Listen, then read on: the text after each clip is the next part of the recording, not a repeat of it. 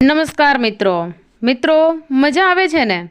અંધ અને ગોબર ભક્તોને, ખાસ આ પાટીદાર સમાજના દરેક મોટા આગેવાનોને જે રીતે અમરેલીની અંદર એક પાટીદાર સમાજની દીકરીને રાત્રે 12 વાગે ઘરમાંથી બહાર કાઢી અને તેમનું સરઘસ કાઢ્યું. વિચાર કરો તમે મિત્રો હવે કે આ દીકરી આજીવન પોતાનું મોઢું ઊંચું કરીને નહીં ચાલી શકે, પણ આ પાટીદાર સમાજના મોટા આગેવાનો છે એમને શું પડી છે? એમને તો ભારતીય જનતા પાર્ટીની દલાલી કરવાની છે. અને જેટલા દલાલોએ કીધું હતું 2022માં કે ફરી એક વખત નરેન્દ્ર મોદીની જરૂર છે. શું કામ? તો કે આ એ નરેન્દ્ર મોદી છે કે જે આપણને મુસ્લિમોથી બચાવશે. અહીંયા ક્યાં આવ્યા મુસ્લિમ વચમાં? અહીંયા તો ભારતીય જનતા પાર્ટીના નેતાઓએ જ આ દીકરીનું સરઘસ કઢાવડાવ્યું છે. મુસ્લિમોથી ડર નથી એટલો તો આપણને આપણા બેઈમાન હિન્દુઓથી ડર છે. ખાસ કરીને આ ભારતીય જનતા પાર્ટીના ભ્રષ્ટાચારી નેતાઓથી ડરે છે. પણ કોણ સમજે? આ સાધુ સંતો મહંતો ચૂંટણી આવે ને ત્યારે દલાલી કરવા માટે સોશિયલ મીડિયામાં આવી જાય છે કે ફરી એક વખત નરેન્દ્રભાઈ મોદીની જરૂર છે, નહીતર આ મુસ્લિમો આપણી ઉપર ચડી બેસશે. તો હવે એકાદ એવા સાધુ સંત આવો આગળ, જો તમારામાં ઓકાત હોય બોલવાની કે અમરેલીની અંદર જે આ દીકરી સાથે થયું છે તે તદ્દન ખોટું થયું છે. એકેય નહીં આવે મિત્રો. શું કામ આવે? એમને એમની દલાલી મળી ગઈ છે ચૂંટણીના પ્રચાર કરવાની, એટલે એ શું કામ બોલે? હવે ફરીવાર ચૂંટણી આવશે એટલે ફરીવાર બોલવા આવશે, એટલે એને એનું કમિશન મળી જશે. એટલે મંદિરમાં જઈને ઘંટડી વગાડ્યા કરશે અને જનતાને સાલી મૂર્ખ જનતા પણ મિત્રો એવી મૂર્ખ છે કે આવા લુચ્ચાઓની વાતોમાં આવી જાય છે. હવે તમે શું કરી લેશો? લ્યો, હું પાટીદાર સમાજને કહેવા માંગુ છું, છે તમારામાં તાકાત? છે તાકાત તમારામાં આ દીકરીને ન્યાય અપાવવાની? મોટા સમાજના આગેવાનોને અને ઓલા અલગ ધામોના ટ્રસ્ટીઓ, આ ધામના ટ્રસ્ટીઓ ઓલા ધામના ટ્રસ્ટીઓ થઈને જે બેઠા છો, અને તમે પટેલ જ છો ને બધા, આવો એકાદ બહાર દીકરીને ન્યાય અપાવવા માટે. નહીં આવે. શું કામ નહીં આવે? તો કે ભારતીય જનતા પાર્ટીના ખોળામાં બેઠા છે. ક્યાંથી આવે? જ્યારે આ વાતને લઈને ગોપાલભાઈ ઇટાલિયાએ શું કીધું, સૌથી પહેલા તો તમે ગોપાલભાઈ ઇટાલિયાને સાંભળો મિત્રો. હું ગોપાલ ઇટાલિયા. સાથી મિત્રો, અમરેલીમાં ભાજપના લોકોએ એક ઘાતકી કહી શકાય એવી, જઘન્ય કહી શકાય એવી ઘટનાને અંજામ આપ્યો છે. ભાજપના લોકોને સત્તાનો અહંકાર દિમાગ ઉપર હાવી થઈ ગયો છે, નશો ચડ્યો છે સત્તાનો, અને એટલે તેઓને કોઈ વિવેક બુદ્ધિ રહી નથી, તેઓને કોઈ ભાન સભાનતા રહી નથી કે તેઓ શું કરી રહ્યા છે. અમરેલીની અંદર ભાજપના બે ગ્રુપ વચ્ચે તાલુકા પ્રમુખ બનવાને લઈને ઝઘડો ચાલતો હતો પાર્ટીની અંદર. ભાજપનું એક ગ્રુપ અને ભાજપનું બીજું ગ્રુપ, એ બંને અંદરો અંદર તાલુકા પ્રમુખ બનવા માટે ખેંચતાણ કરી રહ્યા હતા.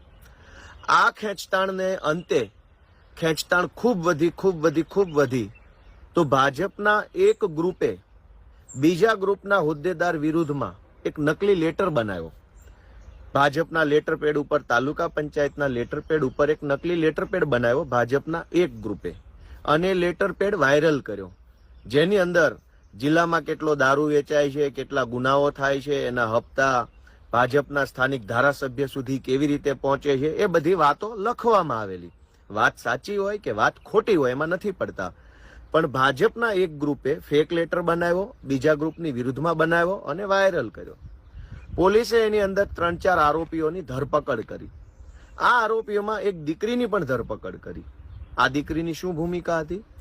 આ દીકરી ભાજપનું જે ફેક લેટર બનાવવા વાળું ગ્રુપ હતું એ ગ્રુપના એક ભાજપના નેતાને ત્યાં ઓફિસમાં નોકરી કરતા હતા પગાર ઉપર. એક ગરીબ પરિવારની દીકરી છે જે પોતાના પરિવારનું ભરણ પોષણ કરવા માટે, ઘર ચલાવવા માટે, મા બાપને સાચવવા માટે 2, 5, 10, 15 હજારમાં નોકરી કરે છે ટાઈપિસ્ટ તરીકે, કોમ્પ્યુટર ઓપરેટર તરીકે. તો સ્વાભાવિક છે કે ભાજપના જે નેતાને ત્યાં દીકરી નોકરી કરે છે એ નેતાએ કહ્યું હશે કે ભાઈ બેન, આપણે આવો એક લેટર ટાઈપ કરવાનો છે. કેમ કે નેતાને ટાઈપિંગ નહીં આવડતું હોય, દીકરીને આવડતું હશે, તો દીકરીએ નેતાના કહેવા પ્રમાણે લેટર ટાઈપ કરી આપ્યો. આ લેટર જ ફેક લેટર હતો. આ ફેક લેટર વાયરલ થયો. પોલીસે આ દીકરીની ધરપકડ કરી લીધી. દીકરી તો નોકરી કરે છે, એને નોકરી આપનારે જે કીધું તે કર્યું. આ દીકરી ફેક લેટર બનાવવાનો હિસ્સો નથી, રાજકીય ષડયંત્રનો હિસ્સો નથી, પોલિટિકલ કોન્સ્પિરન્સીનો હિસ્સો દીકરી નથી. આવું જાણવા છતાંય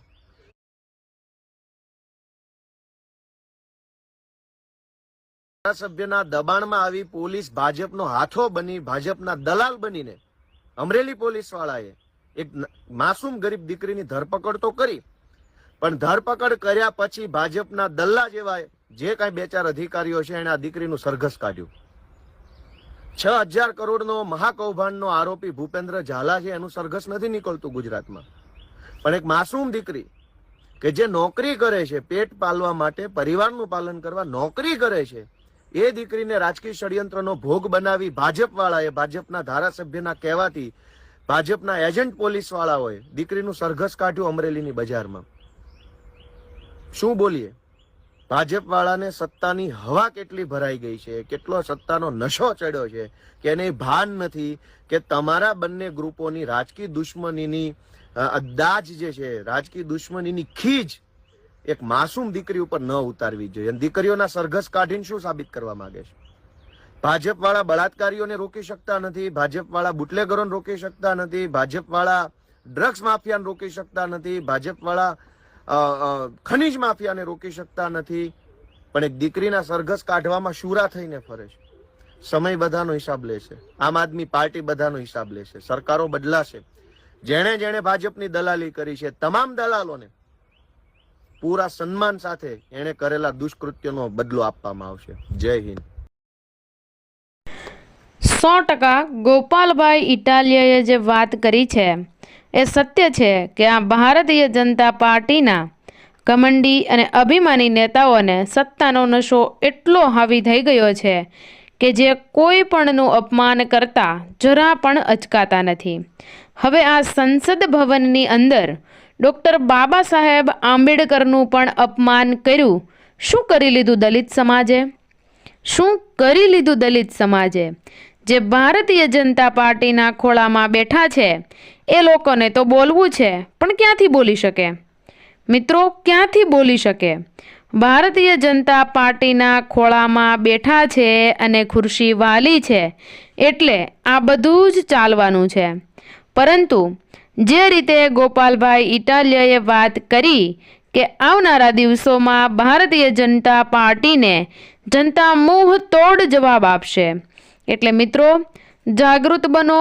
જ્યાં સુધી તમે જાગૃત નહીં બનો, જાગશો નહીં, ત્યાં સુધી તમારે આ બધું જ સહન કરવું પડશે. અને બીજી વાત કે આ ચેલા ચપાટાઓ, સાધુ સંતો અને મહંતો અને લુચ્ચાઓ અને લહંગાઓ જ્યારે જ્યારે ચૂંટણી આવે ત્યારે પોતાની દલાલી કરવા માટે બહાર આવે છે. અને એવા લોકોથી તો ખાસ સાવધાન રહેજો, કેમ કે તેને તો નથી ઘર પરિવાર, નથી બાયડી છોકરાઓ, અને માગી માગીને ખાવાનું અને એ શું આરામની જિંદગી જીવવાની, તો એને શું ફરક પડવાનો છે? અને ઉપરથી ભાજપની સરકાર છે એટલે એ બધાને તો મોજ પડી ગઈ. એટલે આ બધા દલાલીઓને તો એક વખત આત્મનિર્ભર બનાવવાની જરૂર છે. ને હું તમને વારંવાર કહું છું અને આજે પણ કહું છું કે આવા લોકોને પાવલી પણ દેવાનું બંધ કરી દો. ઓટોમેટિક આ છાનામાનીના ધંધે ચડી જશે. પણ કોણ સમજે આપણી વાતને? જે સમજે છે એ લોકો જાગૃત થતા જાય છે, અને જે અંધભક્ત બનીને બેઠા છે એ અંદર અંદર પીડાય તો છે, પણ તે તેની વેદના કોઈને કહી શકતા નથી. એટલે આ બધું સહન કરવું પડે છે. તો કરો સહન. અને ખાસ કે અમારે તો સહન કરવું પડે છે, પણ જ્યારે અંધ ભક્તોને સહન કરવું પડે છે ને, ત્યારે મોંઘવારી, બેરોજગારી, ભ્રષ્ટાચાર, ભાવ વધારા, ત્યારે અમને ખૂબ મજા આવે છે, બહુ મજા આવે છે. કેમ કે આ સરકારે બધાની પપુડી બનાવી દીધી છે. તો મિત્રો, આ વિડીયો વધુમાં વધુ શેર કરો અને આવા ભ્રષ્ટાચારી તમામ નેતાઓને હાંકી કાઢવા છે. બસ એક જ વાત, અને ખાસ એક જાગૃત નાગરિક તરીકે આ વિડીયોને વધુમાં વધુ લોકોને મોકલીને જે હજુ સુધી જાગ્યા નથી તેમને જગાડો. જય હિન્દ, જય ભારત.